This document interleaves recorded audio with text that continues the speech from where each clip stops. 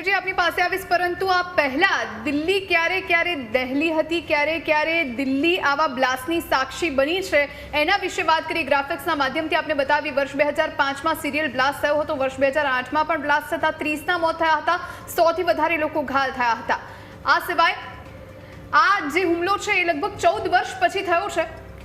વર્ષ 1985માં પણ serial blast થયા અને એમાં 49 લોકોના મોત થયા, 127 લોકો ઈજાગ્રસ્ત થયા હતા. રાજધાનીમાં ક્યારે ક્યારે બ્લાસ્ટ થયા, કેટલા લોકોના મોત થયા એ આપણે બતાવી રહ્યા છીએ. લાજપતનગરમાં બ્લાસ્ટ થયો વર્ષ 1996માં, જેમાં 13 લોકોના મોત થયા અને 38 લોકો ઈજાગ્રસ્ત થયા હતા.